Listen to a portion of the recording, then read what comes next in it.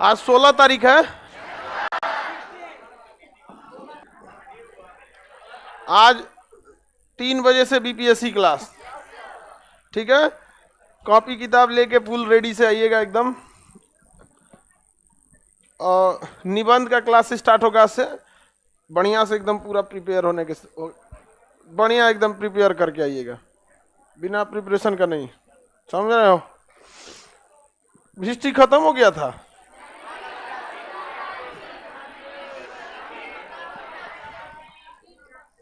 चीन की क्रांति पढ़ाना है।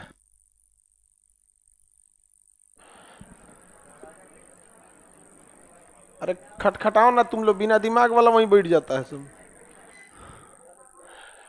मार्कर होगा मेरे काउंटर पे, यहाँ छूट गया इसका पेन। कभी कभी इसका लेकर हम जेब में चले, रहने दो बोलो, मना करो। यहाँ था कि हम ही ले गए थे।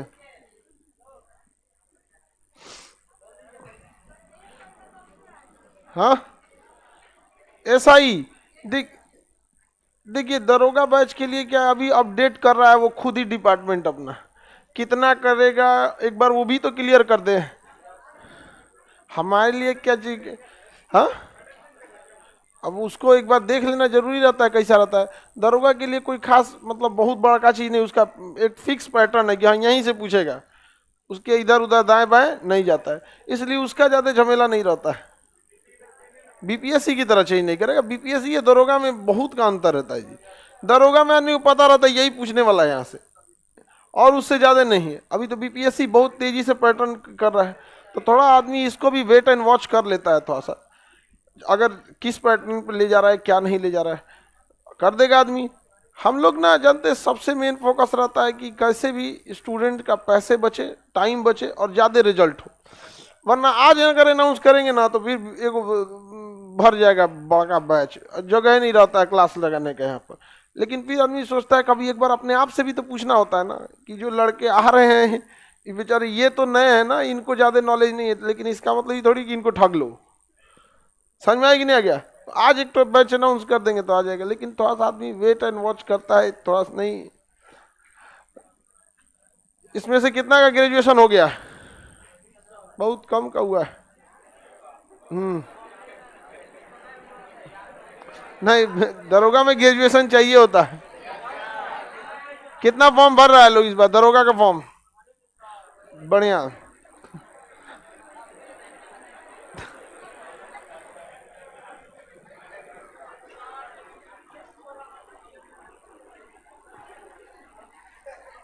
सब नौकरी अपने करोगे?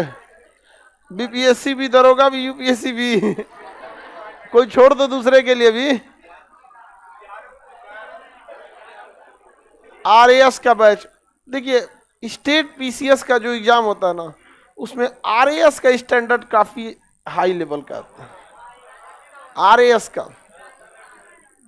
बाकी स्टेट पीसीएस ठीक है, लेकिन जितना ऊपर, जितना सिस्टमेटिक और ऑर्गेनाइज तरीके से राजस्थान एडमिनिस्ट्रेटिव सर्विस लेता है, उतना ऑर्गेनाइज्ड मतलब है। लेकिन थोड़ा बहुत अगर देखेंगे 19-20 तो उसमें 21 है। हाँ कौन चीज लेता है? इंटरव्यू बहुत बड़ा चीज नहीं होता है। सरकार जब आई थी मोदी जी ने तो छोटे जॉब से इंटरव्यू हटा दिए थे वो, क्योंकि इंटरव्यू के पास कोई मापदंड नहीं होता है कि किस हिसाब से दे रहा है, किस हिसाब से नहीं हो रहा है। चलिए हम देखते हैं आज चीन की क्रांति देखनी है। कौन सी क्रांति? चीन की क्रांति। चीन की क्रांति देखिए, चीन की क्रांति होने से पहले चीन में मंचू वंश का शासन था। किसका था? चीन में शासन कौन कर रहा था? मंचू वंश। मंचू वंश ये मंचूरिया में शासन कर रहे थे, मंचू वंश वाले। चीन का ऊपरी एरिया मंचूरिया कहलाता है, और वहीं का खाना आप देखे होंगे मंचूरियन है। समझ में आ गया कि नहीं है? दुकान बना देता है ऐसे करके, उसका नाम रख देता है मंचूरियन। आप लोग मंचूरियन खाए होंगे?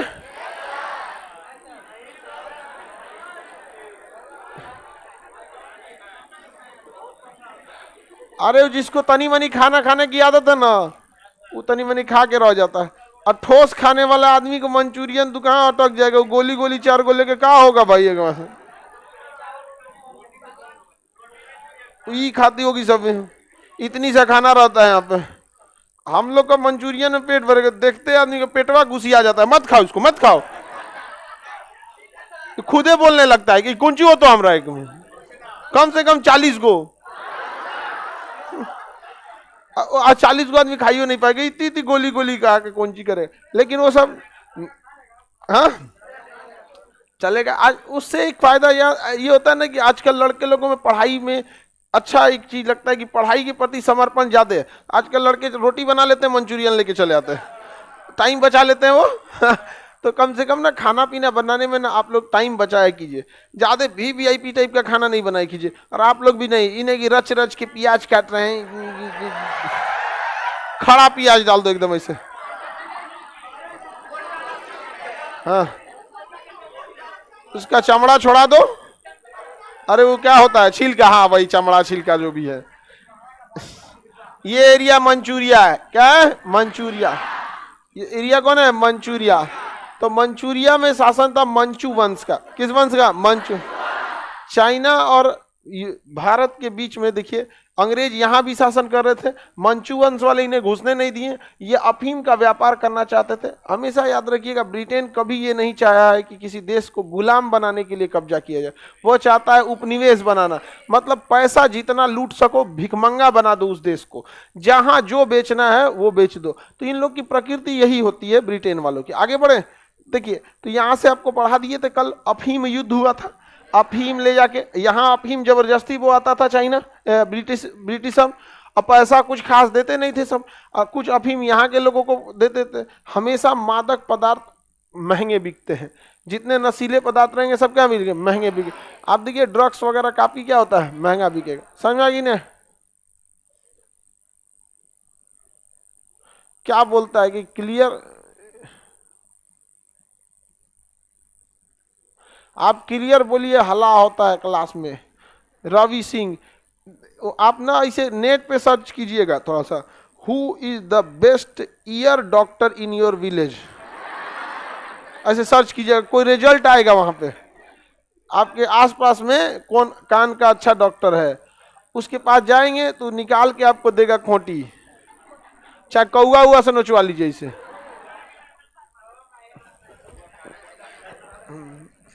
आगे बढ़ जाए,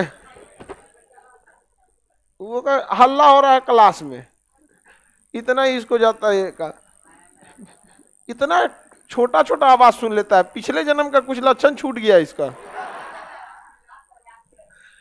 बताइए अफीम युद्ध हुआ था मंचू वंश के साथ, हुआ था कि नहीं हुआ था, कौन सा युद्ध, अफीम युद्ध। अफीम युद्ध, अफीम युद्ध, कितने अफीम युद्ध हुए थे, 2। प्रथम अफीम युद्ध 1839 से 1842, द्वितीय अफीम युद्ध 1856 से 1860। ये प्रथम अफीम युद्ध तो हुआ था कि भैया हम अफीम बेचेंगे और तुम्हारे ही देश में बेचेंगे, क्या कर लोगे, सोचिए कितना खतरनाक हो जाए। अगर भारत में टेस्ला कंपनी बेचने आए और भारत सरकार रोक दे कि तुमको हम यहाँ गाड़ी बेचने नहीं देंगे, और टेस्ला का कि नहीं बेचेंगे, देखते हैं तुम क्या करोगे, युद्ध हो जाए गाड़ी बेचने के लिए। समझ में आए, ये लोग कितने व्यापार के थे, कैसे भी इनका पैसा लूट लिया जाए। इंग्लैंड जो आज इतना सुंदर है, ये लूट के पैसे पे है, यहाँ पर लूटा हुआ पैसे पे इंग्लैंड है। और इंग्लैंड के साथ एक और चीज मतलब क्या हो गया, पूरे यूरोप वालों के साथ एक चीज अच्छा ये है कि वो सब के सब एजुकेटेड है, वहाँ सारे लोग एजुकेशन को समझते हैं और जनसंख्या ना बराबर है। भारत में दिक्कत क्या है कि हमारे यहाँ इतनी जनसंख्या है जिसका कोई हद नहीं। अब आप ही बताइए, हम अपने क्लासरूम में वर्षगांठ के समय एक छोटा सा फंक्शन कराए थे, इतना बड़ा अमाउंट लग गया। अब सीधी अब पैकिंग के टाइम पे केवल रसगुल्ला जोड़िए 28,000। तो ऐसा थोड़ी, तब हमको एक अगर चाहते हैं कि आप लोग को चलिए आज हम एक तो भोज कराते हैं, तो हमको ये लगता है कि चलिए भोज करा लेते हैं। अब बताइए इतने का मैनेजमेंट कहां से करेंगे, हाँ गांधी मैदान, अरे बहुत मुश्किल हो जाता है यहाँ पे। रक्षाबंधन के दिन अरेंज हो जाता है वहाँ पे, रक्षाबंधन के दिन में भी बहुत दिक्कत हो, लड़की सबको समझाते रह जाओ, पहले राखी बांध लो उसके बाद फोटो खींचना, उसके बाद अच्छा लड़की लोग को देखो इतना ज्यादा 2-2.5 हजार राखी होता है, और हम समझाते रह जाएंगे कि देखो बहू हम मीठा नहीं खा पाएंगे उतना, तो आएगी कि हम नहीं खिलाए। अब आप बताओ अगर हम एक एक रसगुल्ला खा ले,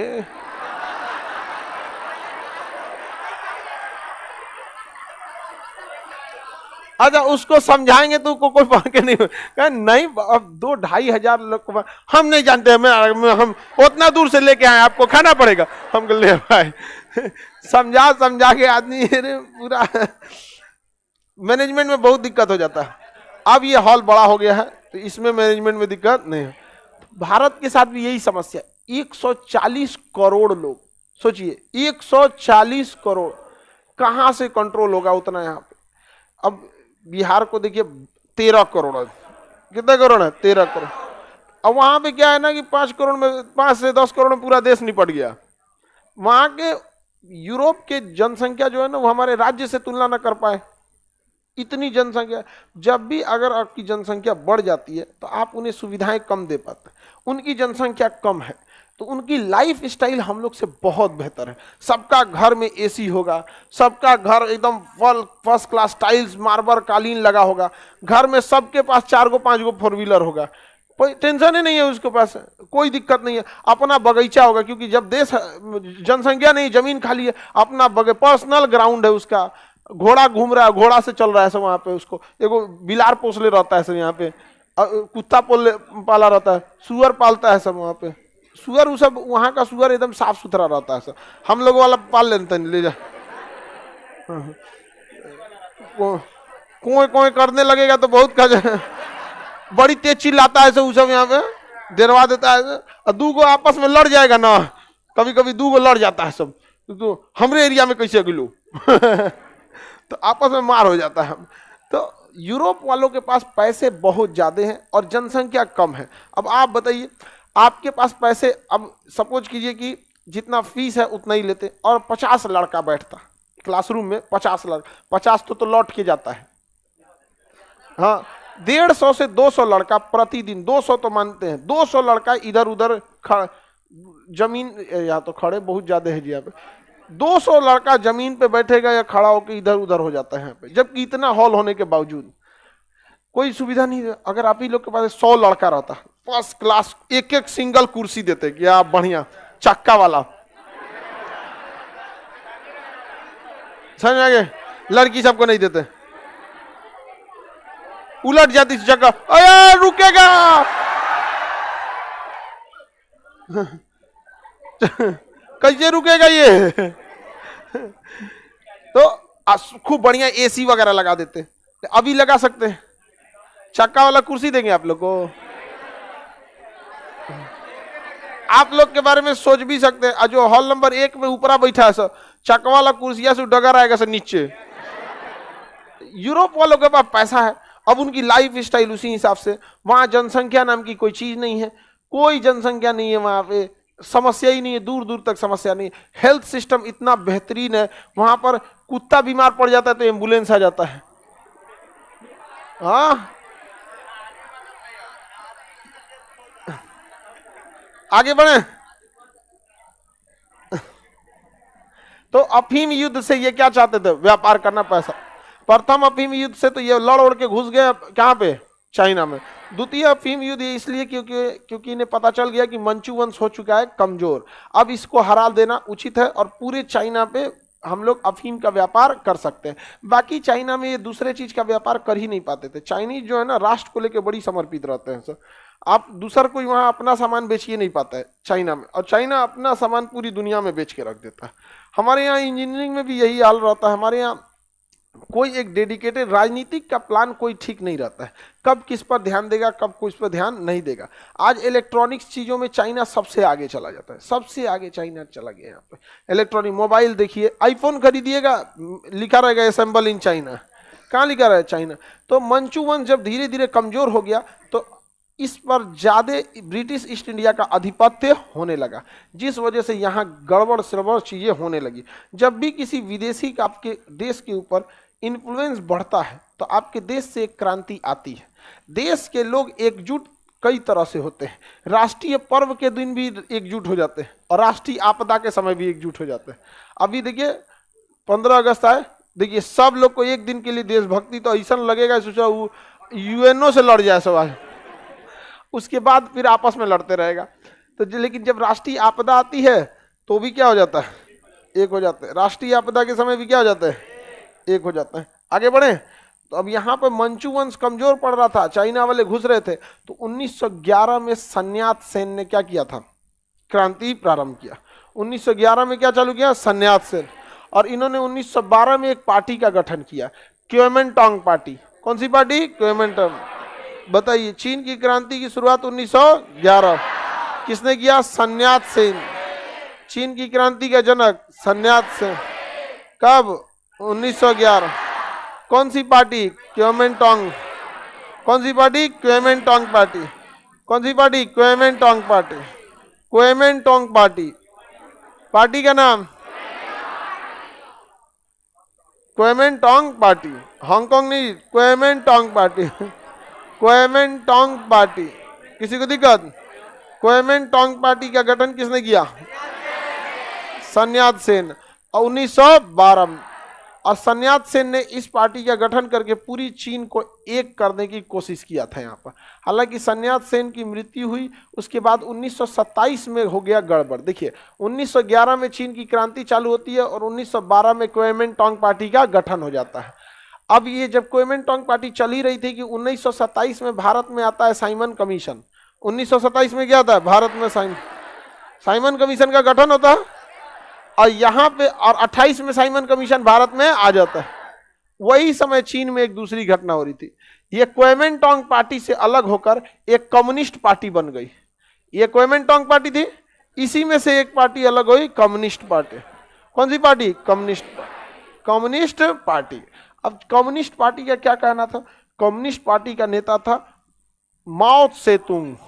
क्या नाम था, माओ त्से-तुंग। माओ बहुत खतरनाक था, वो बहुत, उसका कहना था जितने अधिक लोग रहेंगे उतने अधिक विचारधाराएं आएंगी, किसको किसको समझेंगे। शांति बंदूक की नली से निकलती, मतलब बंदूक की नली शांति निकलता है, सोचा का अलग विचारधारा कराएंगे। जहां क्रांति हो रही है वहां शांति कहां से निकलती, बंदूक की नली से निकल, शांति। सही में शांति हो, आप मार दिया किसी को तो शांति हो जाएंगे आप। बहुत मरखा था माओ त्से-तुंग। तो चाइना में यहाँ पे 1911 में सन्यात सेन ने क्या किया, क्रांति लाए। क्या लाए, क्रांति। कौन लाए, सन्यात सेन। सन्यात सेन लाए। 1912 में क्योमिंटांग पार्टी। कौन सी पार्टी, क्योमिंटांग पार्टी। 1927 में इस पार्टी से अलग हो गया कौन, कम्युनिस्ट। हाँ, कम्युनिस्ट पार्टी। इसको साम्यवादी कहते हैं। कम्युनिस्ट को क्या कहते हैं, साम्यवादी। साम्यवादी, कम्युनिस्ट, कम्युनिस्ट पार्टी क्या हो गए, अलग हो गए। कम्युनिस्ट पार्टी जो थे वो अलग हो गए। कम्युनिस्ट पार्टी माओ त्से-तुंग एक छोटा सा आदमी था, कोई बहुत बड़ा क्रांतिकारी नहीं था, लाइब्रेरी में किताब उताब पोसते रहता था। समझ में आ गया, ऐसे किताब उताब का काम लाइब्रेरियन का करता था। किताब कोई पढ़ के चल गया तो उसको क्या करना है। 1927 लिख दिया, 87 लिख दिया, 27 होगा। चलिए यहाँ पहले समझिए, 87 लिख दिया, 27 है, 87 लिख दिया क्या,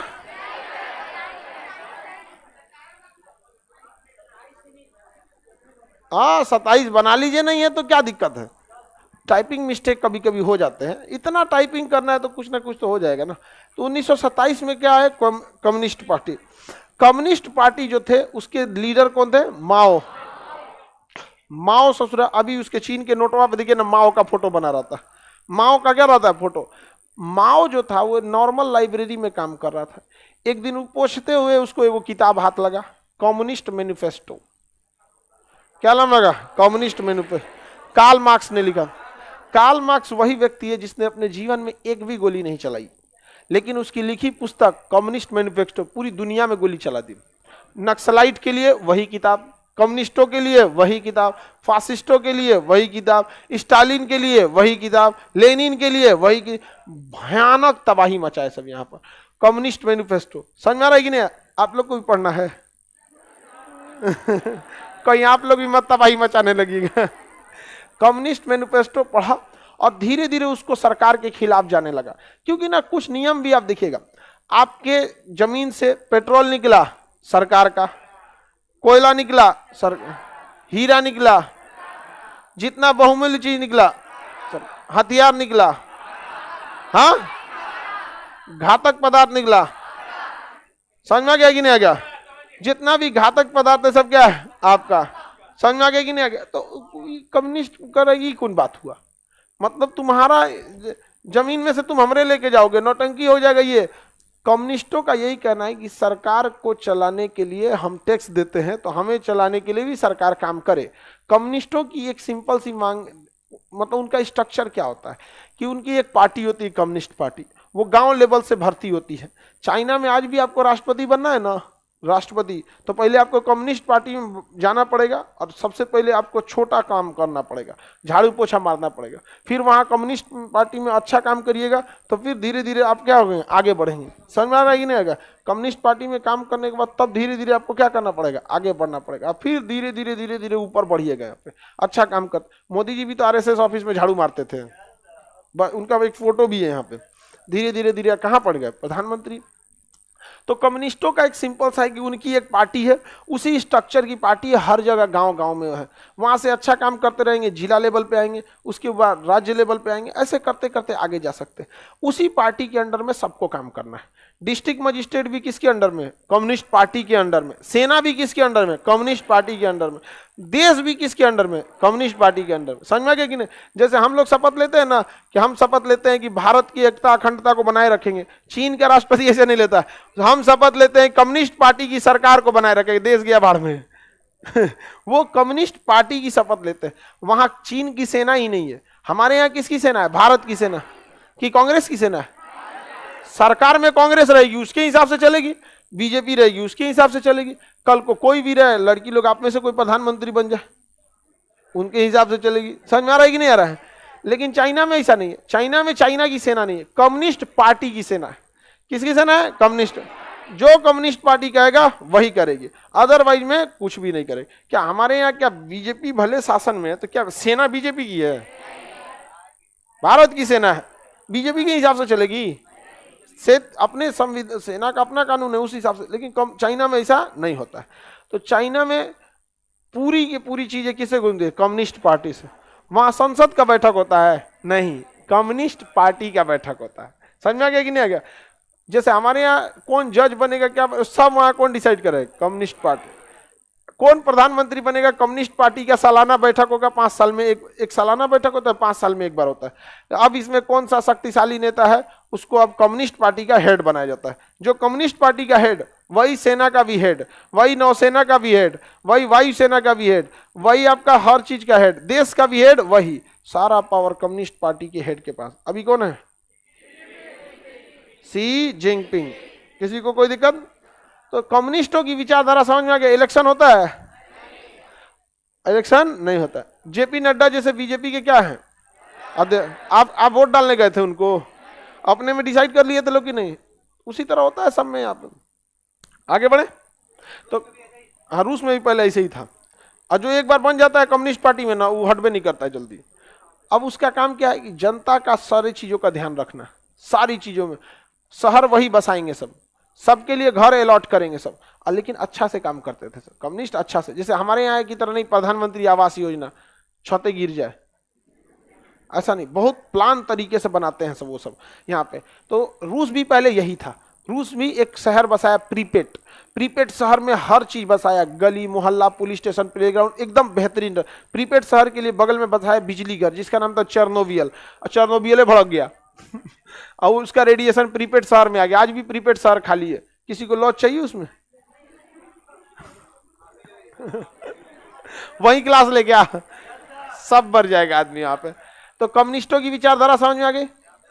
कम्युनिस्ट क्या चुनाव कराते हैं, वहां चीजें प्राइवेट होती हैं नहीं, सब का सब सरकार, A to Z चीज सरकारी।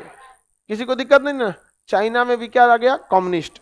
अब कम्युनिस्ट अलग हो गए 1927 में, और 1928 में कम्युनिस्टों के बीच हो गया गृह युद्ध। क्या हो गया, गृह युद्ध हो गया। अब सिविल वॉर, गृह युद्ध में दो पार्टियां आपस में लड़ जाती हैं। जैसे हमारे यहाँ गृह युद्ध केवल टीवी पे होता है, बीच में 20 कन्याएं बैठी रहती हैं, समझा शांत करा देते हैं। अभी अब रुकिए, हम ब्रेक के लिए रुकते हैं, ब्रेक लीजिए। उसको क्या कहते हैं, ऐसे क्या करते हो लोग, पूरा दुनिया देखता है यहाँ पे। अरे प्रचार प्रचार लगा, प्रचार लगा, उधर आपको प्रचार दे दिया, यहाँ पे हाई क्रीम लगाइए, सीधे चमगादड़ से परी बनिए, इधर इधर उसको आपको समझाते रहता है। क्रीम उरीम पोतने के लिए बोलता है कि नहीं यहाँ पे। ऐसा क्रीम उरीम कुछ करेगा, बता तो नहीं इसको, इतनी क्रीम जैसे कुछ बदल के दिखाए तो इसको, तुमको क्रीम असर करेगा कुछ?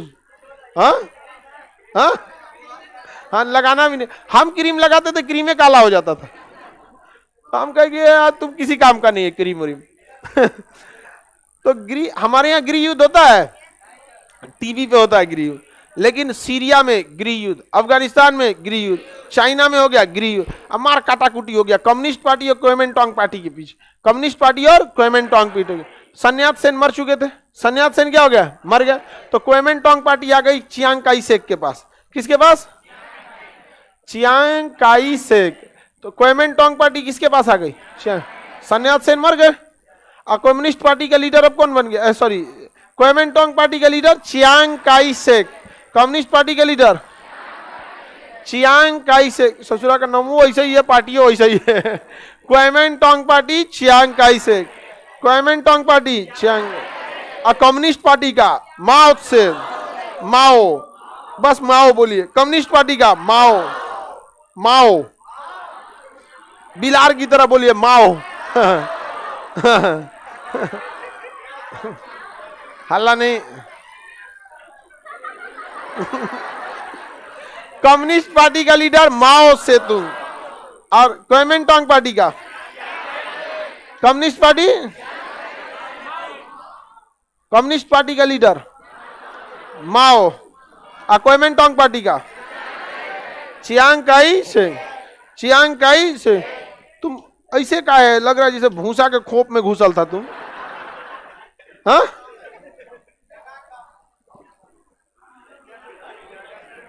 पूरा एकदम खौरा गया है बेचारा एकदम। आगे बढ़ जाए, आई दोनों में क्या हो गया, गृह युद्ध। इसी गृह युद्ध में मार काटाकुटी हो गया, वो उसको मार रहा है, उसको मार रहा है, कई लाख लोग मर गए, 1.5 से 2 लाख लोग मर गए चाइना के अंदर, अपने में मार कर रहा था सब, गृह युद्ध। इसका फायदा उठाया जापान। अब मारा धाए से मंचूरिया कब्जा, इधर कब्जा, मार के पूरा कब्जा कर लिया। ये बेचारा भाग गया सब, क्वेमेंटोंग पार्टी का भी भागा, कम्युनिस्ट पार्टी का भागा। कहा कि भाई ये कौन है भाई, बहुत बुरा मार रहा है। तो जापान वाला का भाग यहाँ से चट्टा करके, पूरा चाइना मेरा। हम आपको बताए ना, राष्ट्रीय पर्व और राष्ट्रीय आपदा के समय सब एक हो जाते हैं। समझ में आ रहा है कि नहीं आ रहा है? आज झगड़ा उगड़ा नहीं हुई की है। चलिए अब ध्यान से देखना, ध्यान से उधर।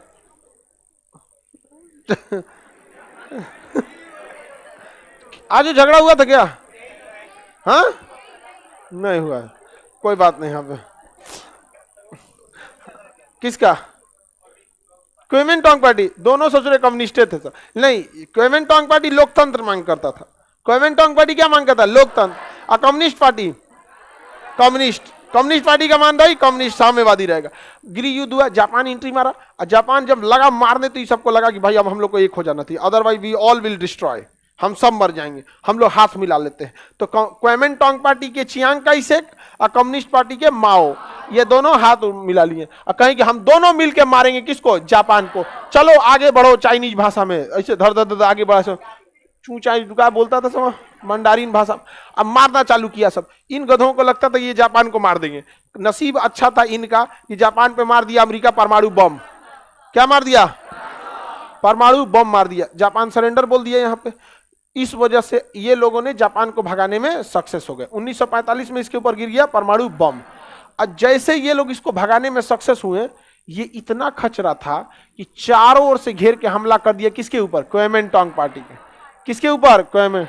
जबकि दोनों में समझौता हुआ था, हम दोनों मिलकर सरकार चला लेते हैं। गृह मंत्री हम रख लेंगे, वित्त मंत्री तुम रख लेना, रक्षा मंत्री हम रख लेंगे, ये हम रख लेंगे, ऐसे गठबंधन करके सरकार चला रहा था। और जैसे यहां से कौन हटा? जापान। कम्युनिस्ट पार्टी वाले क्वेमेंटोंग पार्टी वाले को गोली मारने लगे सर, भयानक। और ये तैयार थे नहीं, और ये लगे सब गोली मारने। अब क्वेमेंटोंग पार्टी वाले लगे सब भागने। क्या हो गए सब? भागने। वित्त मंत्रालय किसके पास था? क्वेमेंटोंग पर। ये पैसा वैसा लेके भाग गया चियांग काई शेक एक दूसरे द्वीप पर, कहा कि यहाँ चलो पहले बचो, पहले यहाँ पे बचो, जिसका नाम है ताइवान। उस समय फार्मोसा नाम था। क्या नाम था? फार्मूसा। कहा पहले भागो जापान, कहाँ भागो? ताइवान। एयरफोर्स यहाँ लाओ, टैंक यहाँ लाओ, यहाँ से जीप ले आए, सब बैलगाड़ी लाया, सब घर द्वार लाया, सोना चांदी सारा चीज यहाँ लाया। कहा कि पहले हम लोग यहाँ स्टेबल होंगे, उसके बाद हम लोग यहाँ से हमला करेंगे, और हमला करने के बाद हम लोग इस पूरे को कब्जा कर लेंगे। चचुरा लोल कहीं का है, हम कब्जा कर लेंगे यहाँ पे। तो इधर हो गया कौन? Kuomintang party. Kuomintang party Chiang Kai-shek कहाँ चले हैं? यहाँ पे क्वेमेंटोंग पार्टी। अब माओ यहाँ हो गया, यहाँ हो गया माओ।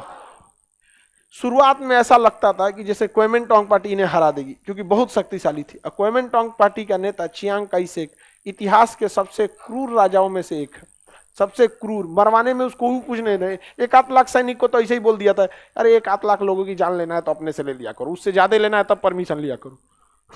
नहीं, आदमी कहता अरे 100-200 खर्चा करना है तो अपने से कर दो, नहीं सोचते हैं बड़ा खर्चा है तब पूछो। वो कहता अरे इतना को तो ऐसे मार दो। यहाँ पे चियांग काई शेक कहाँ चला है? हाँ, ताइवान। और कम्युनिस्ट पार्टी चाइना।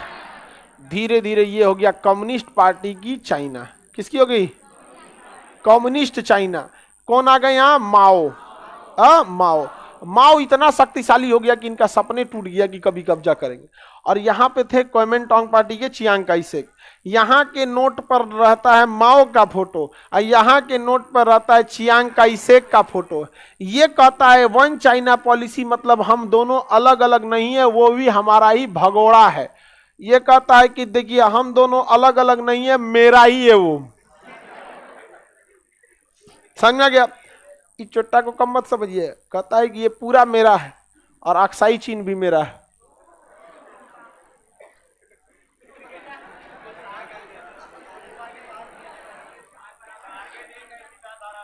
टारगेट लेकिन दोनों का क्या है? एक है। लेकिन इसकी भी मजबूरी है, देश के लोगों को क्या करना, मतलब एक करके रखने के लिए बोलता है कि हम भी लेके आएंगे यहाँ पर। समझ में गए? ये लोकतंत्र है, ये कम्युनिस्ट है। 1939 में यह कम्युनिस्ट बना था, तो ये भाग आया कहाँ पर? यहाँ पर 49 है ना, 39 ने 49, 1949। 45 में बम गिरा, 4 साल में समेट दिया इन लोग को, भाग गए वहां पे। अभी ये इतना डेवलप है ताइवान, पूरी दुनिया में जहां कहीं कोई भी मोबाइल से यूज कीजिएगा, सेमीकंडक्टर ताइवान से। ताइवान की कंपनी ही ज्यादातर मोबाइल वगैरह को बनाती है। आप जो पढ़ते हैं ना made in China, made in China, लेकिन ताइवान की कंपनी ही सेट की हुई है। कहाँ पे? चाइना में।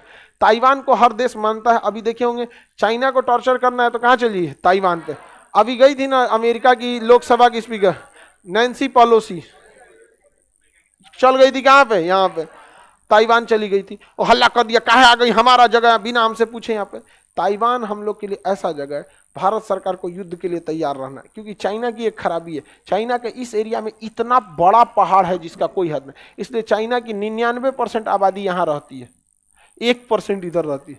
यहाँ आने में उसका हालत खराब हो जाएगा। इसलिए जैसे चाइना हमला करेगा ताइवान पे, तुरंत हमें हमला करना चाहिए अक्साई चीन पर। जाओ तुम एक साथ 2 जगह लड़ो। हिटलर हार गया एक साथ 2 जगह पे, 2 फ्रंट वार, कभी सक्सेस नहीं होगा, कभी सक्सेस नहीं होगा। समझ में आ गया कि नहीं आ गया? और अमेरिका को भी बुला ले। आपको लगेगा पाकिस्तान इधर से भी करने लगेगा हमला, ना ना ना, एक बार अमेरिका धोप देगा, रे पैसा ले आओ मेरा, कहेगा लड़ाई में पैसा की जरूरत है। ऐसा कोई अमेरिका किसी का नहीं है। यहाँ गिलगिट में पाकिस्तान ने अपना एक सैन्य अड्डा भाड़े पर किसे दिया है? अमेरिका। ज्यादा पाकिस्तान उड़ेंगे ना यहाँ पे गिलगिट में, तो पाकिस्तान अमेरिका भारत से कहेगा तुम भी अपना जहाज यहीं उतार ले आओ। और अच्छा, जो चाइना से जब लड़ने की बात हम लोग कर सकते हैं, तो पाकिस्तान किस डेक्ची का मसाला है, उसके लिए हम ही लोग बहुत है कि नहीं है? कोई दिक्कत नहीं। बड़ बड़ हाथी डूबल जाए, गधा पूछे कितना पानी, जो हाथी डूब गई तुम गधा को कौन पूछ रहे हैं यहाँ पे। आगे बढ़े। ताइवान हमारा दोस्त है। देखिए दुनिया में कोई किसी का दोस्त नहीं होता, मजबूरी किसी को किसी का क्या बना देती है, दोस्त है।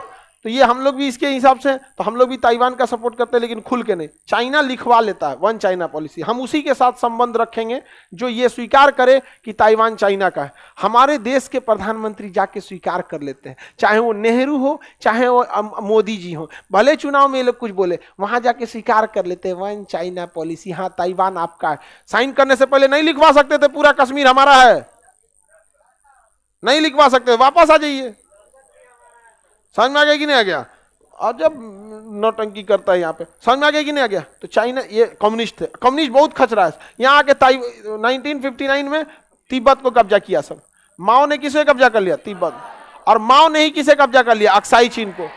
समझ में आ रहा है माओ कितना खतरनाक था, बहुत खचरा था माओ। किसी को दिक्कत, पीछे बिलार वाला हल्ला नहीं करो। बताओ एक से एक आता है, पड़ोसी पर्यटक बिलार आ गया। हाँ हे भगवान। चलिए ध्यान दे, माओ ने 59 में क्या कब्जा कर लिया, तिब्बत। 62 में क्या कब्जा किया, अक्साई चीन। अब ताइवान को साइड किया 49 में। 49 वन चाइना पॉलिसी क्या कहता है,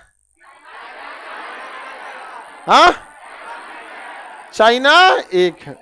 क्या हमें वन चाइना पॉलिसी साइन कराने से पहले वन इंडिया पॉलिसी नहीं पाएंगे? हम वन चाइना पॉलिसी तभी साइन करेंगे जब तुम अखंड भारत पे साइन करो। नहीं समझा, लोग भूल जाते हैं। इसीलिए जोसेफ मिजनी ने कहा था कि अगर समाज में क्रांति लाना है तो शासन युवाओं को, हाँ शासन किसे सौंप दो, युवाओं को सौंप दो। कम्युनिस्ट समझ में आ रहा है कि नहीं आ रहा है, किसी को कोई दिक्कत नहीं। बाद में चाइना आगे गया, उसकी जनसंख्या बहुत भयानक बढ़ गई, जनसंख्या इतनी हो गई कि चाइना को समस्या आने लगा यहाँ पे। अब चाइना इधर धीरे धीरे और जगहों पे कब्जा करते गया, क्योंकि अफीम युद्ध के समय पे यहाँ मकाऊ और हांगकांग पे ब्रिटेन और पुर्तगाल का कब्जा था, उसको भगा भगा के सब अपने में मिला लिया। कर मकाऊ और हांगकांग को तो मिलना ही था। चाइना धीरे धीरे आगे बढ़ते गया। चाइना की सबसे बड़ी समस्या आ गई जनसंख्या, तो उसने one child policy, one China policy नहीं, वन चाइल्ड, एक ही को लड़का होगा, चाहे लड़की हो चाहे लड़का होगा, और ये चाइना को डुबा दिया। समझ में गया। जनसंख्या एसेट होता है। हमारे देश के नेताओं को भागने के लिए कह दीजिएगा तब हो जाएगी। जितनी जनसंख्या जापान की है उतनी ही जनसंख्या बांग्लादेश की है। जितना एरिया जापान का है उतना एरिया बांग्लादेश का है। थोड़ा बहुत आगे पीछे बांग्लादेश में भी तूफान आते हैं, यहाँ पे भी तूफान चक्रवात आते हैं। ये भी अभी युद्ध से निकला है, उस परमाणु हमला झेल गया, लेकिन जापान कितना आगे निकल गया, बहुत आगे। सिंगापुर को देखिए ना, इतना छोटा है। तो जनसंख्या जो है वो एक कारण, मतलब देखिए ज्यादा जनसंख्या नहीं होना चाहिए, लेकिन बिना काम की जनसंख्या जो होती है ये खराब होती है। अगर हमारे यहाँ 140 करोड़ लोग हैं, सबको कुछ ना कुछ स्किल सिखा दीजिए। स्किल सीखने के बाद कोई भी अपनी जगह पे क्या हो सकता है, सेटल हो सकता है। कौन सी हो गया इसको, बोलिए, नहीं सुनाई दे रहा है।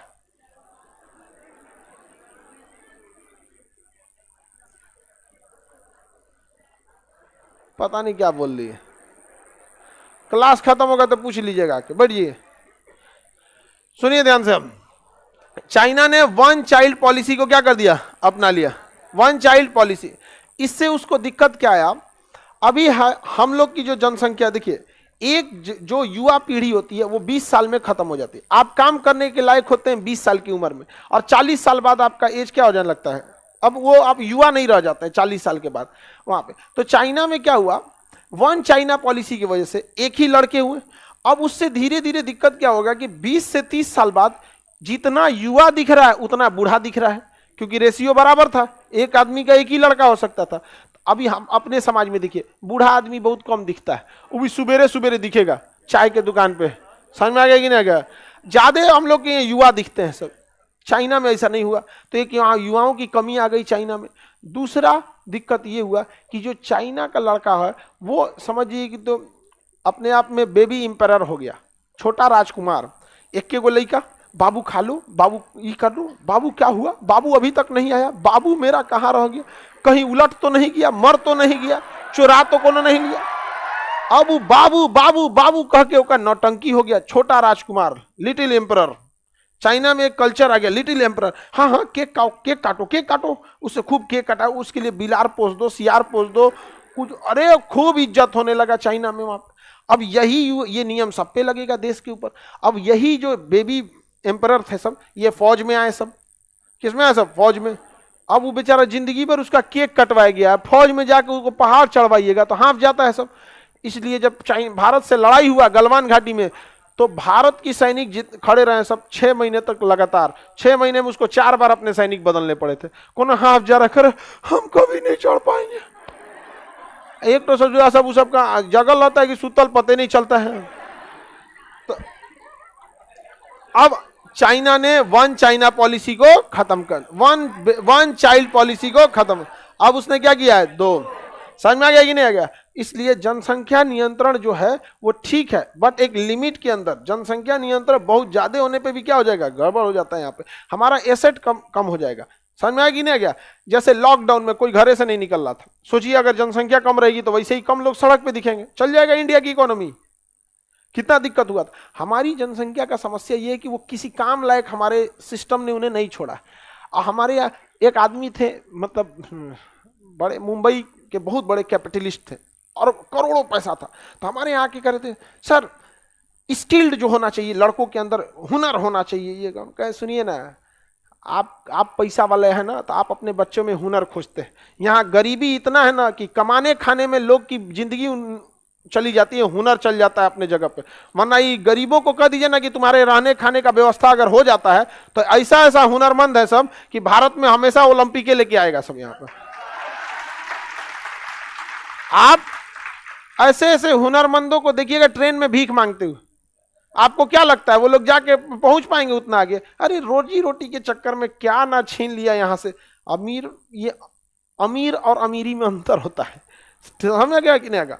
तो जब ये अमीरी आती है ना तो बहुत सारे गरीबों का हक छीन लेती है यहाँ पे। इसलिए बैलेंस बनाना बहुत ज़्यादा जरूरी रहता है। तो हमारे यहाँ ऐसा नहीं है कि स्किल नहीं है, हुनर नहीं है। आप ही को खूब अच्छा ड्राइंग बनाने आता है, घर वाला 4 को सुनाएगा, कैसा घर चल जी तो परिवार चलेगा। वही इंग्लैंड में रहिएगा, ड्राइंग बनाइएगा, वाह बेहतरीन, अरे यार कितना अच्छा ड्राइंग बनाया है, 5000 में हम ले जाते हैं, रोड पे बना देते हैं आप, एकदम बेहतरीन। वहाँ पे गाना गाते हैं खूब बढ़िया, बस तो वहाँ का कल्चर है, डेली पार्टी होगा तो कोनो ना कोनो गाने गाने वाले को बुलाना पड़ेगा। हमारे यहाँ तो नहीं, गाना गाइए ना, कहेगा कौन ची तो बियाह में गाना गई तो रे ऑर्केस्ट्रा में गाना गाएगा। हमारे यहाँ स्किल क्या हो जाता है, दम तोड़ देता। चीन की क्रांति समाप्त, और इसी के साथ इतिहास भी समाप्त। अब आप लोग इतिहास को अपने घर पे रिवाइज कीजिएगा। समझ में आ गया कि नहीं आ गया। पाषाण काल से चालू किए थे और चीन की क्रांति पे लेके खत्म कर दिए। इसके बाद कई चीजें आती हैं जो इंटरनेशनल रिलेशन में आपको पढ़ना है, जैसे यूएनओ हो गया, ये इजराइल का मामला हो गया, वो इंटरनेशनल रिलेशन में पढ़ना है। अब आप लोग का इसके जगह पे कोई नया बैच आएगा, वो आएगा आपका 3 बैच नए आएंगे। एक आएगा फिजिक्स, एक आएगा केमिस्ट्री, एक आएगा इकोनॉमिक्स।